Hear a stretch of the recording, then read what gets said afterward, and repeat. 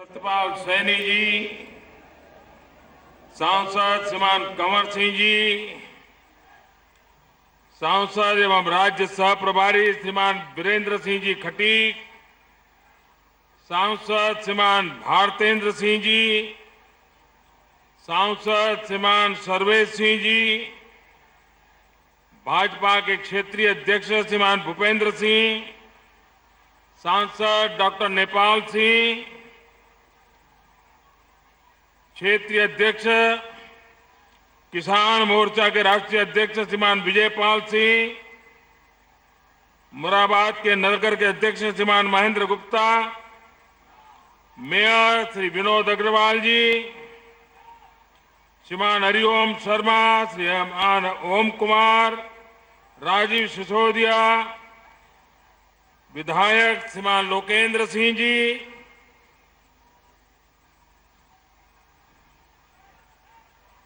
श्रीमान राजेश सिंघल, डॉक्टर जयपाल सिंह जी, श्रीमान सुरेश गंगवार जी, श्रीमान अशोक कटारिया जी, श्रीमान ऋषिपाल नागर जी, श्रीमान स्वतंत्र देव सिंह जी, श्रीमान देवेंद्र सिंह जी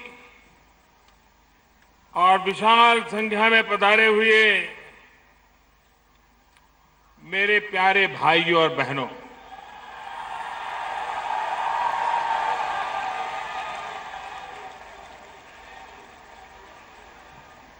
मैं आज मुरादाबाद आने से पहले थोड़ा झिझक रहा था, थोड़ा संकोच कर रहा था। संकोच इस बात का कर रहा था कि मैं बहुत वर्षों के बाद मुरादाबाद आ रहा। 2014 के लोकसभा के चुनाव के समय यहां के नौजवान मेरे पीछे पड़े थे कि मुरादाबाद आइए, लेकिन मैं आ नहीं पाया था। 2009 में आया था। उसके बाद मन में एक संकोच होता था कि जिस मुरादाबाद ने मुझे इतना प्यार दिया, वहां पहुंचने में मुझे काफी देरी हुई है।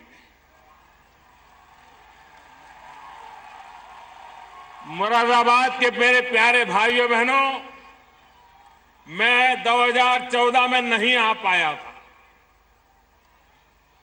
दूर से आपको संदेश भेजा था कि आप भारतीय जनता पार्टी को विजयी बनाइए, और मैं आज मुरादाबाद को सर झुका करके नमन करता हूं कि उन्होंने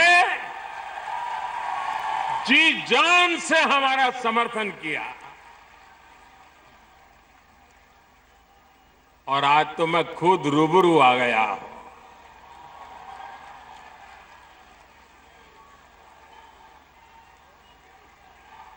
भाइयों बहनों, अगर हम चाहते हैं कि हिंदुस्तान में से गरीबी मिटनी चाहिए, आप मुझे बताइए, हिंदुस्तान के कोई छोटा राज्य हो, 10, 12, 15 लाख आबादी हो, अगर वहां की गरीबी खत्म हो जाए तो क्या हिंदुस्तान की गरीबी खत्म हो जाएगी? क्या नहीं होगी ना। लेकिन किसी बड़े प्रदेश में से गरीबी खत्म हो जाए तो देश की गरीबी कम होगी कि नहीं होगी? और इसलिए अगर हिंदुस्तान में से गरीबी को अगर मिटाना है तो सबसे पहले जो बड़े बड़े राज्य हैं, उत्तर प्रदेश हो, बिहार हो, महाराष्ट्र हो, पश्चिम बंगाल हो,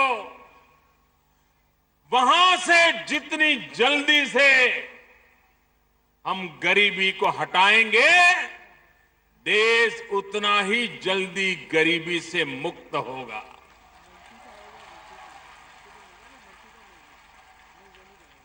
भाइयों बहनों, मैंने उत्तर प्रदेश में सांसद के रूप में चुनाव लड़ा। बनारस के लोगों ने मुझे भरपूर आशीर्वाद दिया, लेकिन उत्तर प्रदेश में चुनाव सिर्फ सांसद बनने के लिए मैं नहीं लड़ा हूं। मैं उत्तर प्रदेश में चुनाव इसलिए लड़ा हूं कि हिंदुस्तान का ये सबसे बड़ा राज्य है, यहां गरीबी बहुत है। ये गरीबों के बीच जाकर के गरीबी से लड़ाई लड़ना, गरीबी से मुक्ति दिलाना, इसलिए मैं उत्तर प्रदेश की सेवा करना मैंने स्वीकार किया है।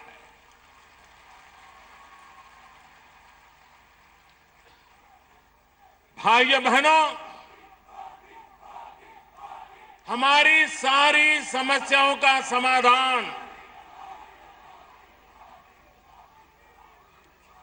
विकास अगर होगा तो रोजगार भी आएगा,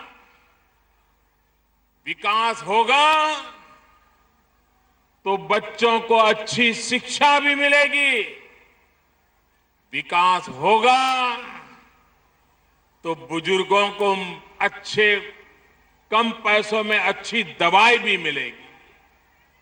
अगर विकास होगा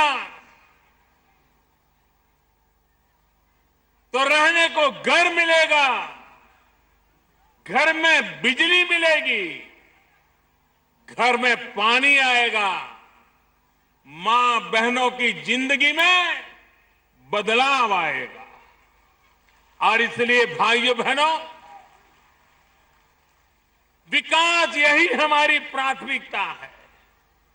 मुझे बताइए, जिस मुरादाबाद के पीतल के कारण हिंदुस्तान के हर कोने में, हर घर में चमक दिखती है कि नहीं दिखती है? हिंदुस्तान का कोई घर होगा जहां मुरादाबाद के पीतल की चमक ना हो? कोई न कोई तो बर्तन होगा कि नहीं होगा? घर चमकता होगा कि नहीं चमकता होगा? जो मुरादाबाद अपने पीतल से हिंदुस्तान के हर घर में चमक ला सकता है, उस मुरादाबाद में आजादी के 70 साल के बाद भी इस इलाके के 1000 से ज्यादा गांव ऐसे थे जहां बिजली का तार भी नहीं पहुंचा था, बिजली का खंभा भी नहीं पहुंचा था। वहां के लोग 18वीं शताब्दी में जीने के लिए मजबूर हो गए थे। मैं सभी सरकारों से पूछना चाहता हूं, क्या कारण है कि मुरादाबाद जो पीतल के कारण दुनिया में जाना जाए, लेकिन उसी के अगल बगल में 1000 से ज्यादा गांव आजादी के 70 साल के बाद भी बिजली का एक खंभा न लगा हो, तार न गया हो, किसी ने अपने गांव में बिजली देखी ना हो, अंधेरे में जिंदगी गुजारने के लिए मजबूर होना पड़ा हो। लेकिन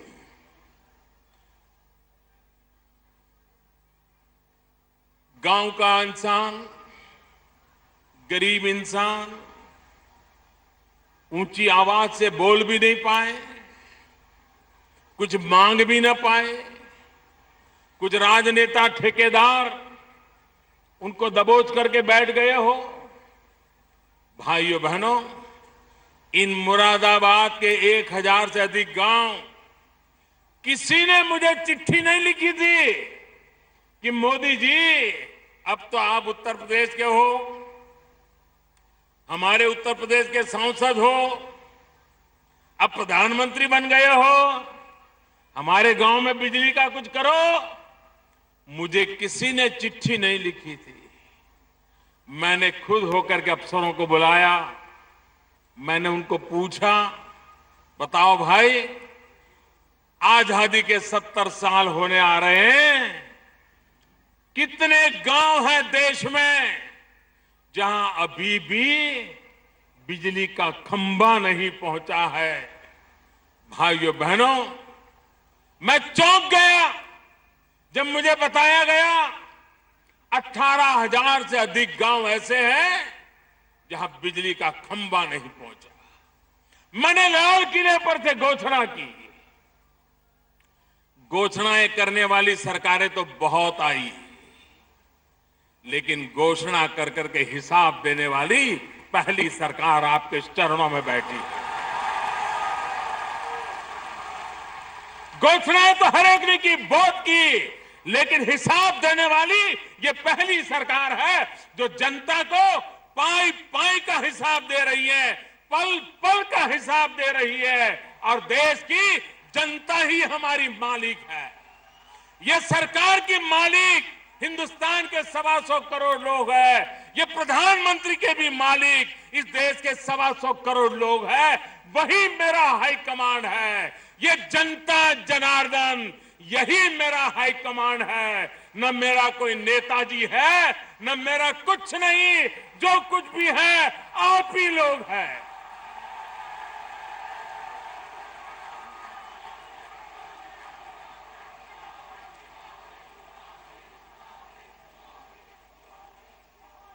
भाइयों बहनों, जो काम 70 साल में नहीं हुआ, उस काम को करने में तकलीफ तो होगी, आपको भी अंदाजा होगा।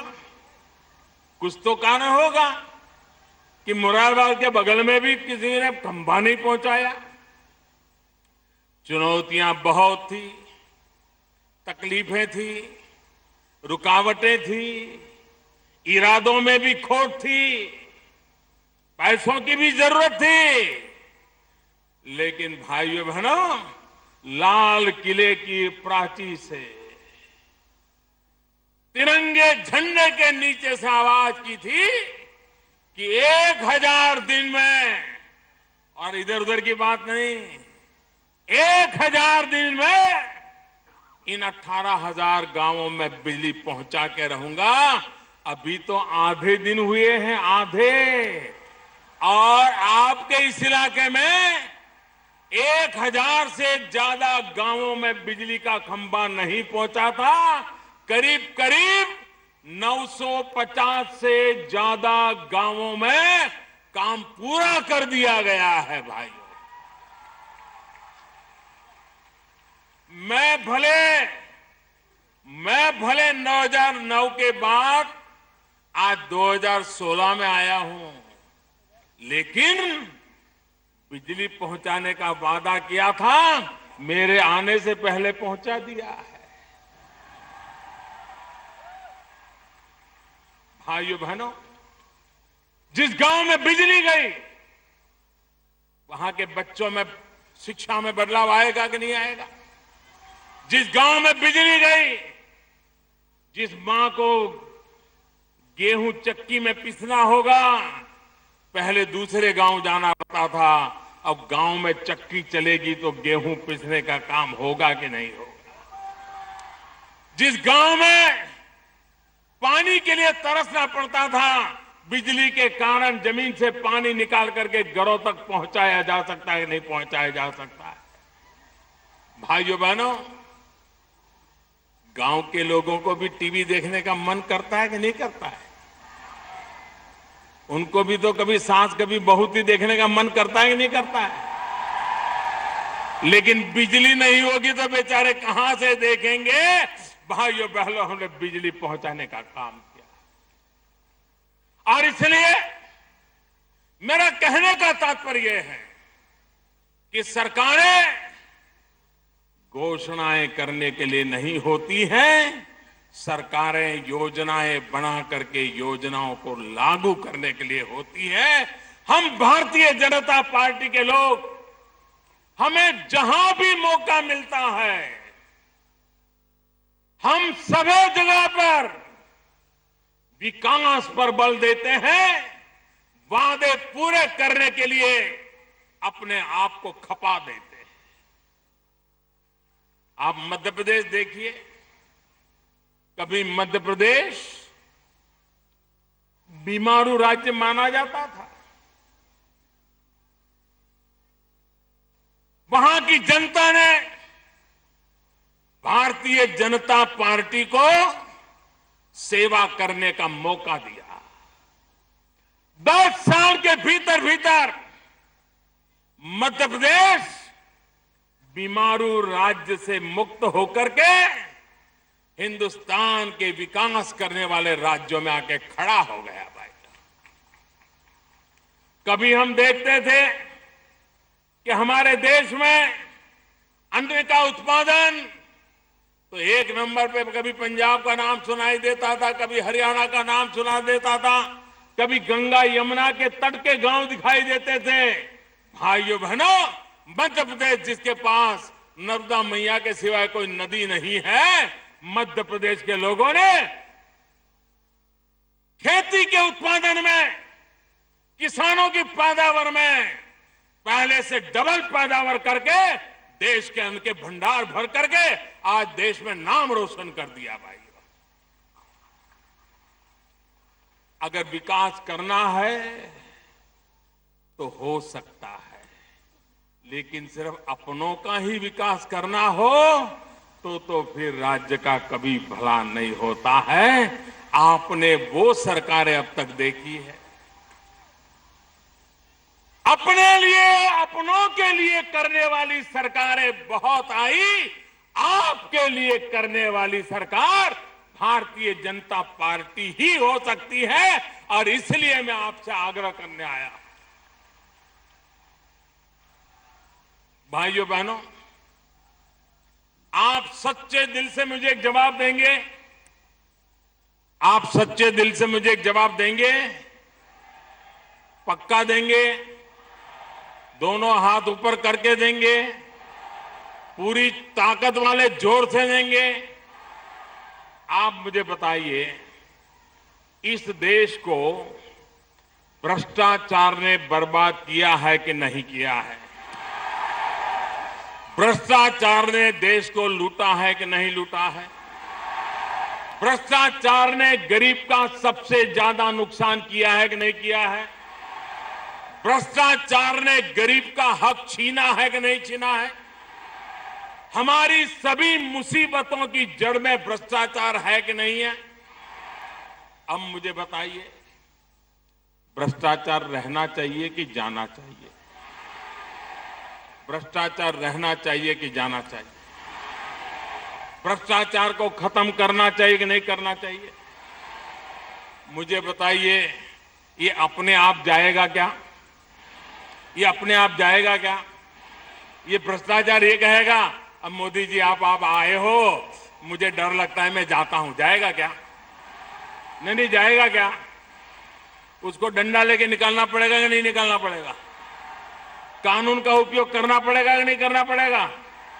बेईमान लोगों को ठीक करना पड़ेगा कि नहीं करना पड़ेगा? भ्रष्टाचारियों को ठिकाने लगाना पड़ेगा नहीं लगाना पड़ेगा? ये काम करना चाहिए कि नहीं करना चाहिए? करना चाहिए कि नहीं करना चाहिए?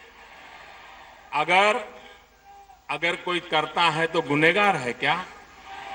नहीं, कोई भ्रष्टाचार के खिलाफ लड़ाई लड़ता है तो गुनहगार है क्या? कोई भ्रष्टाचार के खिलाफ लड़ता है तो गुनहगार है क्या? भाइयों बहनों, मैं हैरान हूं, आजकल मेरे ही देश में कुछ लोग मुझे गुनहगार कह रहे हैं। मैं हैरान हूं भाइयों, क्या कारण है? क्या मेरा यही गुनाह है कि भ्रष्टाचारियों के दिन बुरे होते जा रहे हैं? क्या यही गुनाह है मेरा कि गरीबों को हक दिलाने के लिए काम कर रहा हूं? क्या यही है मेरा गुनाह कि गरीबों का हक छीनने वालों को अब हिसाब देना पड़ रहा है? भाइयों बहनों, जब कभी खबरें सुनते थे कि किसी के घर में रेड लगी तो बिस्तर के नीचे से करोड़ों करोड़ों रुपए मिल गए। ये पैसे किसके थे भाई? ये पैसे किसके हैं? ये पैसे किसके हैं? हिंदुस्तान की पाई पाई पर अगर किसी का अधिकार है तो 500 करोड़ देशवासियों का है दोस्तों।